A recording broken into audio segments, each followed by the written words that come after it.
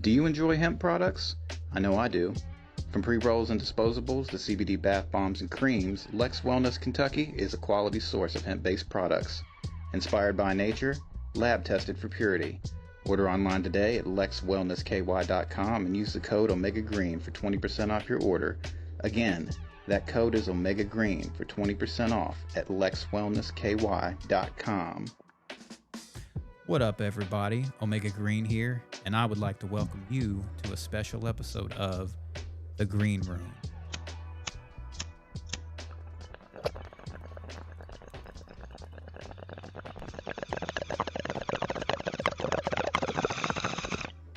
Yeah.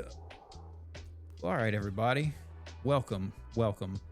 Now, for everybody that knows me, they know I've always been a smoker, but being a Kentucky boy, I am also a bourbon enjoyer. Yes, sir. And for those of you who don't know, September is Bourbon Heritage Month.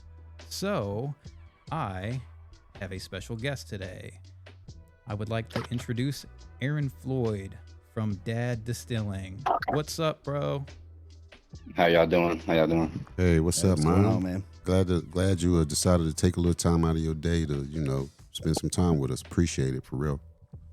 I appreciate y'all for having me on. Yes, sir.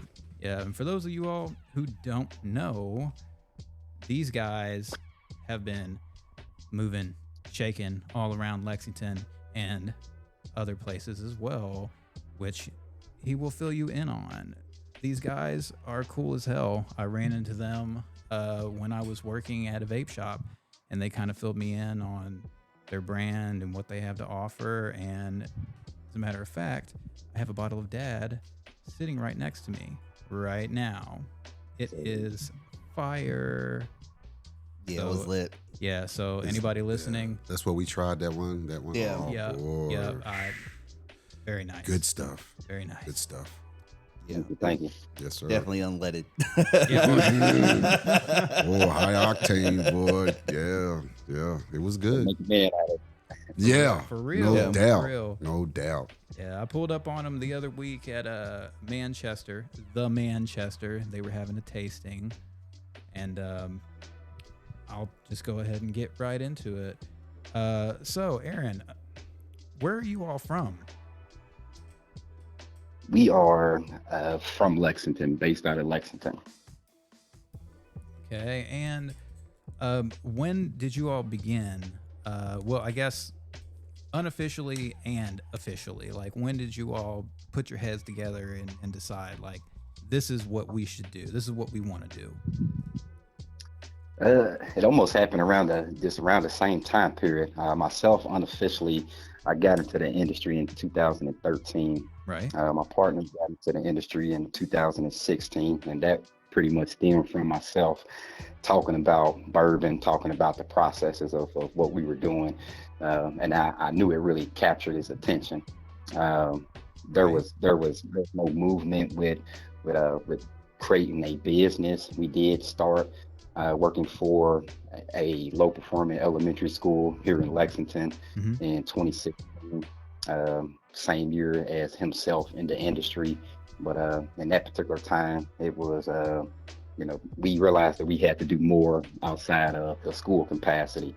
Yeah. So it was we had a nonprofit going as well in that particular point, but we knew our nonprofit is limited. So we kept working. I eventually had a workplace injury. And realized that I had to do more with myself and not rely on getting my means from someone else. And then there was a lot of other things that I wanted to fulfill with myself. So 2023, it literally stemmed from a succession of dreams. I had a dream about being at a distillery, just seeing this different type of distillery, just walking the grounds and everything. Woke up, didn't really think nothing about it. But that following night, had another dream, but it was more community oriented, community center. People at the same distillery doing things, and then I woke back up and I'm like, wow, what is this? I said a distillery that I'm seeing. So I took my phone. Mind you, I was using an Android phone. The screen was cracked. I could barely see it, but I took that, made the business plan on the phone, and then that following day, I met with my now business partner, my brother, my best friend. Met with him, and it's like, hey, let me pitch something to you, see how this sounds, rebuttal it if there's anything that's wrong with it. So I ran it by him. He was just kind of mind blown from it, and then he was like, what do you need for me? What do you need for me to do? I just told him support. I'll keep stand by, and I put everything to work. Then I grabbed him when the time was necessary. Oh, that's awesome, man. So you and Antonio go way back, right? Yes, he after he moved up from Georgia to Richmond, Kentucky. They left from Richmond, I believe, his 8th grade year, start of summer of 8th grade. I met him in 2000 at Crawford Middle School. We played football together. My old stomping grounds. Yeah. The Cougars, go Cougars. But yeah, from that particular point, we went different paths going to high school. He went to Bryan Station. I went to Henry Clay, but we still kept in touch. And then, of course, graduating and really hitting the adult scene, 21, we like to party and stuff. So we crossed paths many times partying. And it was just, just from there, just linking up, seeing how each other are doing and so forth. And I mean, it's just how it's been since. Heard that, bro. Yeah. Well, okay. So what gave you the inspiration for the company name? DAAD stems from myself and Antonio being dads. And it also stems from, just like as mentioned, our time working for the low performance school here in Lexington, being non-traditional educators and working with those students. And it was just the impact that we felt from the students, what we received from the students, but us really being pillars within the communities. So we feel that that a lot of dads are really pillars within their communities, even though they might not look at it that way. There are things that they do within their communities that really go unnoticed and unappreciated. We're wanting to really highlight that stuff, and really put the emphasis on and the significance on being a dad. We have the one day, Father's Day. There's not a lot that's really geared up towards showing appreciation for the dads and really, just showcasing what it's about being a dad. Good stuff, man. Yeah. Good stuff. Yeah, well, that's pretty awesome, man. I noticed there's 2 A's in DAAD. What's up with that? So the acronym for DAAD stands for Dream, Aspire, Achieve, Dedication. So dedication fuels success. Dream it. As long as you aspire to achieve it, you'll get there. But it also it's also the double for Aaron and Antonio. Can we get a clap for that? Yeah. Good stuff, man. All right. Yes, sir. Well, yeah. So at this point in time, what are some of your goals for the company? Some of our goals is our main goal is just to really be felt in the communities. So again, we're community oriented, and we like to say that we're more than just spirits. Because we're a distilling company, and a lot of people see right now, they see the whiskey or they see the cocktails or some of the things that we plan to introduce, and it's where they think that it stops at. But what differs us from the other distilleries and distillers and producers is that we have a focus on being within the communities and trying to uplift the communities. So one of the main goals for us is really being active, pouring back into communities to where you can actually see the visual change of what's going on. Okay. Gotcha. I like that. Now, at this point in time, what kind of product offerings do you all have? So currently right now we are offering it is a barrel strength single barrel. That is 125 proof, so it does bite, but I'll tell you that it's smooth. It's very smooth, like the 2 gentlemen that you see behind DAAD. But it is a 375 whiskey that we have, and That's currently the only size that we have right now, in the 75. But we do plan to introduce a 750 here later on this month. I will say that this will be a one-time thing. So when the Limited. 750 comes out, that'll be all that you see. Once it's gone, it's gone. We won't introduce it to the public anymore. Later on this year, we plan to introduce a wine for the subtle drinkers. A lot of the women requested wine, so that's one thing that we'll be working on. Javi would be our all wine. over that. Yeah. Right. Now, is Dad is it local based, or do y'all like outsource or anything? We are local based. We do our crafting. We split time between Bardstown and Elizabethtown. So we go down. We utilize laboratories to where we basically take the grains and we experiment with trying to create our mash bills, our recipes, and then from there, once we got a good grasp on the type of grains that we're going to use and the amount, the percentages, then we have them mass produce it because we don't have the equipment yet.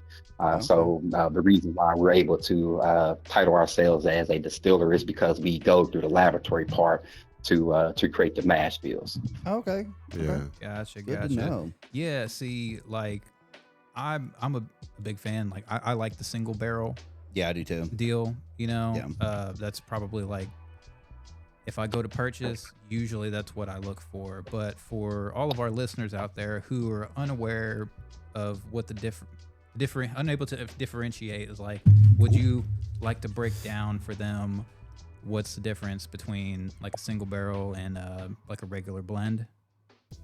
Oh yeah, so single barrel is basically what the name applies. Single. There is no mixing of multiple barrels. So the taste that you get, all the taste and notes, the quality, the color, the smell comes from that one single particular barrel. So when you have a blend, if you see something that is a blend, that is multiple barrels. They'll use 2 or more barrels to achieve that flavor, that color. Never knew that. Never knew that. Yeah. So for us, it's important for our consumers to know what it's like tasting the product straight from barrel to bottle. We give them the option of drinking it neat, how we present it, with a couple of droplets of water on the rocks, OTR, or mixing it as a cocktail. So we just want to give them the option of drinking that how it is, opposed to us pre-mixing it, trying to get more bottles, or just trying to just I don't know, just give just whatever type of taste or flavor. So what kind of cocktails do you like offer, or like do you I'm getting the word there, request to people that you can use with Dad? Yes, so we did do a product market that we offered a grape cocktail. It was a lemon cocktail and a orange cocktail, which were infused with local juices that were made here in Lexington. And we had maybe roughly about 30 of those available for sale, and that was just to gauge the interest with the cocktails and what flavor was mostly sought out. So we will be introducing those again. We're not for sure. We're planning for next year, around the same time next year, but they may come sooner. I can't really tell that. It'll be a surprise. But we will still have the grape, the lemon, the orange. And we've been asking followers and fans of ours to input something if they have a favorite flavor. So we did receive some cranberries, some blueberries, some strawberries, things that made it. We'll explore flavors and then probably do another product marketing to release something to see what goes first. Well, as far as like straight cocktails, I'm a big fan of old fashioned. So. Oh yeah. I like to try that as an old fashioned. So let me ask you. Well, first, let me say this. I want to commend you on showing what friendship looks like. You know, being able to bring your friend in and let him be a part, as you laid down the groundwork, and then even when he asked, what do you need? You just told him, be on standby. I just need your support and be on standby. That is true friendship. So I do commend you on that. We go through life and we don't, we think we have friends and then they turn out to not be who we think they are. So shout out to you on that. And so my question is, can you talk about some barriers or possible setbacks that you went through as you was, putting this, this business plan, bringing it to life? Yes, the main barrier were the financial hurdles. Yes. That was the main barrier that I had to figure out how to scale over, which we eventually self-funded. At the time, my partner, he was taking funds from his job. I was doing DoorDash on the side, and we used the money to self-fund and get the things that we needed, some of the materials that we needed, and so forth, to be able to go into the labs and just all the equipment and things to be able to use. We were self-funded, so that was just the main hurdle that we had to. But then the second hurdle really was the support, or the lack of support that we thought that we would have had. And again, it goes back to the I guess the using the title friends. We thought that we would have a lot of support from the people that we consider friends of ours, but it was really just it's more than one of those wake ups that that's not something that you can really rely on. A lot of your supporters are going to come from people that you don't know, is what I learned just so early on in everything that we were doing. So it was really just the mental hurdle of having to get over that. Thinking, okay, we got support, so when we get out there, we'll have a lot of people supporting us, backing us. But then when we actually got out there and seeing that, we looked back and there was no one behind us at that particular point, came a mental game. We got to run this marathon, by ourselves, which is, that's fine. That gives us more strength, the know-how, the understanding, but also, it increases that determination and that perseverance that we carry. So I would say really the financial hurdle, and then the mental hurdle of not having the support like we thought that we would have. Yeah, see, but that's why I rock with y'all, man, because y'all aren't like legacy, third, fourth generation. Like y'all are building this from the ground up. And I have an immense respect. Well, then that's the one thing. That's the one thing about having a bourbon company in Kentucky. If you got a good product and you get it out there, people will flock to it in Kentucky. But it's competition. So once again, shout out to you for the perseverance. Right. Because it sounds like to me that those so-called friends didn't believe in your vision. And that happens, right. But you didn't let that deter you. You stayed the course. So man, good job on that, man, for real. Because a lot of people, they have visions and they have dreams. And like you said, you DoorDash, you did what you needed to do. And so listen up, America, for those subscribers and fans. If you have a dream, you're gonna have to put in the work. You will have to put in the work, and there's nothing wrong with that. But don't give up. It just builds character. It builds character, America. So listen to what this man is saying, because he's experienced this. He started from the bottom and now he's here. Right, and I mean, especially doing things like this, I will say it's more of a sprint. It's more of a marathon than a sprint. Yeah. So you gotta be able to stay in there and hang in there. Yeah, for sure. Yeah. Now, That's also why. Sorry about that. But that's also why we also have the aspire in there. That's a person's hopes or their ambition towards achieving something. So that's what we want people. If you dream it, it's something that you feel that you can do, and it's just a dream that you're holding on to. Aspire to achieve it. Put all your ambition, your hope into achieving that, and then you'll achieve that through dedication. Absolutely. Yes, sir. Manifest destiny, my friend. Yeah, speak it into existence, my man. Way to go. Yes, sir. But yeah, I'd like to double back, because I was really curious when you were talking about like the different flavors in the cocktail. What was the leading flavor? The leading flavor that we had was the grape flavor. I kind of predicted that after we got to sampling the cocktails. I pointed at the grape and I said, that's going to be it right there. Yeah. And a lot of people loved it. They really compared it to a sweet wine. and in essence degrade to a sweet wine. So, but it also hit them a little bit faster, of course, than your standard wines or cocktails, just because we use barrel strength whiskey. Yeah, there's a little bit higher than normal. Yeah, because I believe you're bottling at what, like 125 proof? Yes, 125. Oh hell yeah! So that is the max entry proof that bourbon can go into a barrel is at 125, 62.5% ABV. So our bourbon went into that barrel at 125 proof instead of us adding water to it to cut it down and change those tasting notes. We again, we're from barrel to bottle. So we took that 125 and the only thing that we did was filtered out the char that's within the barrel and bottled everything up. Yeah, because there's I mean, especially the way you was talking about the bourbon wine type scenery. There's a company here in Lexington. I'm not gonna say the names because it's about your company today. So, but there's a company here that sells a bourbon barrel blueberry, and I'm a big fan of blueberry. So if you can add some blueberry to that list, that'd be awesome. But like you don't know it hits you until too late. Until it's too late. Like I sat there, I was sitting there drinking a whole bottle one time. I was like, I don't feel nothing. I went to stand up. I was like, ooh, I gotta sit back down. I was like, it's over. Oh yeah. And I would like to point out that once there is any additives to a bourbon, it stops becoming a bourbon at that point, and at that point it becomes a flavored whiskey. Okay.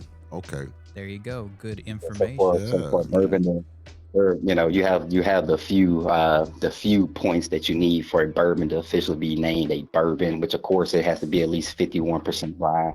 It has to age in a new oak charred barrel. So we use char number 4, which is 55 seconds. We put a flame inside the barrel for 55 seconds. And then of course you have your entry rate. So no higher than 125 proof that comes in. And then, of course, no additives. So once you add something to it, the name of bourbon changes. There's no age statement that has to be for a bourbon to be a bourbon. It could be a 1-year-old and still be called a bourbon. Only for a 2-year-old to be considered a straight bourbon. And then for a 4-year-old, once it reaches 4-year-old, you don't require a age statement on the bottle. So technically speaking, we have a bourbon. But us being different, we wanted to dub it as a Kentucky whiskey. For one really reason, we want to challenge Tennessee for that crown. We're known for Kentucky bourbon, but there's a lot of other great things that come out of Kentucky, and we certainly can definitely produce some great tasting whiskey as well. So we want to challenge that. That's what's up. Yeah, hell yeah! You heard it here, America. Yeah. Now, what are some events that you have coming up? So we do have a whiskey tasting and bottle signing tomorrow at Blue Whiskey in Versailles. And then Friday we will be at Ace Liquors and Brandon Crossing in Nicholasville for the same whiskey tasting and bottle signing. Saturday we have a presentation, so we'll be presenting an aspiring artist, Aspire. So we're presenting an aspiring artist. He's originally from Mississippi. He lives currently now in Ohio. Right. So he'll come down. He'll perform. So we'll have that as our show that we're presenting on Saturday. And then towards the end of the month we'll be a vendor at Bourbon Blues and Boots at the Shelby County Fairgrounds. That's on September 27th. October 4th, we'll be back down at Bourbon on the Banks in Frankfort, Kentucky. And that'll be our second time being featured as a vendor at Bourbon on the Banks. And then we have a few other tasting events that we're scheduling right now with with a few hotels, 33 Stays, which is a restaurant at Fritz Farm, the Summit, and then a few other places, Red Mile, one in particular that we're working on, having our product featured in Red Mile, as well as the Paddock Bourbon Club, located here in Lexington, which is it's the bourbon club for all your bourbon lovers. Very nice. Very nice. Very nice. I know for that one, I may have to talk to my cousin, see if he wants to roll out to it, because he lives in Frankfurt, so I'm going to have to see. Yeah, that's what I'm saying. Like, for sure. I don't know when exactly, but I'm going to pull up on y'all. Yeah. Do you have a calendar of some kind where people can look this up? Yes, on our website, so they can visit our website, DAADdistilling.com. That is DAAD with 2 A's, distilling.com. You can click on the events tab, and it has events that we'll be a part of coming up. And then if people are interested in hiring us to do a tasting for their event, or just have us come out to their establishment, on that same events page, they can also fill out that form, and we have different options of what we can do when we come to someone for a tasting. Okay. All right. Good stuff, man. Well, I got one more question for you, man, and that would be, what are your future plans for the company? Where are you trying to move and make things happen? So our future plans, we do plan to transition. We're currently a wholesaler / importer, and we craft our own spirits, but we will in the future plan to transition into a fully operational distillery / tourist destination, which will be located in Clay County, Manchester, or Eastern Kentucky. And that's because we do have a focus on implementing community initiatives such as rural development, things for dealing with the ecosystem. So trying to bring back the natural flora and fauna of Eastern Kentucky and improve on it, as well as replanting oak trees, because we will be using new oak burrows. So we also want to get back to nature, and then things dealing with the community. So just giving back to communities and families outside of events, and then of course things dealing with the infrastructure. So city services, anything maybe broadband, roadways and streets, and things of that particular nature, but that's the focus that we have on for the future. Is just the transition from being a wholesaler to a fully operational distillery. Well, hell yeah, man, that's wonderful. Yeah. Can I ask a question before we wrap it up? Yeah, absolutely. Real quick, let the people know what level of experience you have with this, because I think that would be awesome too, to learn your journey as how you got into this, and what was your starting, how much of this did you know, and how much did you have to obtain over time, because I think that's important as well. Yeah, so I have about 12 years of experience now, just dealing in the industry, in the bourbon industry itself. I started at Woodford Reserve, and that was doing small batch. So I was over small batch, going to the laboratory, doing some of the mixes. So that's where some of the experience comes in with learning how to work with the grains that we work with, and come up with some of the mash bills. But after that, I spent time at Buffalo Trace, and that was in different capacities, dealing with production, overseeing things, implementing process improvements, and trying to keep just operation efficient and running smoothly. I spent time at a company called White Dog Trading and Storage. So they dealt with the trading and storing of burros and bourbon. So it was almost seeing the bourbon almost in a wholesale capacity. But it just gave me a different perspective of how to navigate everything once it all got put together. So I took pieces of each stop that I've had in the industry, put it all together, and then really came up with the plan. A lot of stuff, really, I take that back. A lot of the stuff I did learn on my own. And again, this is where that perseverance, that determination, and just really aspiring to achieve this dream that I've had. Grasping it, learning it, and then pouring back into it to make sure that I fully understand it. So to give you an example, that would be the label. So I'm not a creator. I don't craft. I'm not really the best artistic person, but I did create the labels that are currently on the bottles, and then coming to the part of having to get it approved for retail. So there's a lot of things on the administrative side that people don't really see. They don't really understand that part. But that's me really just taking the time to learn it. We've had a good mentor. He's maybe been I think he's been in the industry for about 37 years now. So there's been some things that he's also taught myself. So it's really just myself being a sponge. I do a lot of searching. I talk to my computer because that's, of course, that's the world that we're living in now. Yes. Artificial intelligence. So, my AI is able to help me with some of my learning. I do courses, so just independent learnings, and I think that's really what it's all about. Just learning, just taking bits and pieces and learning. Yeah. So I'm gets to the legal side of things as well, having to research things and learn it, just to make sure that we're in compliance with what we're doing and we're not breaking any laws.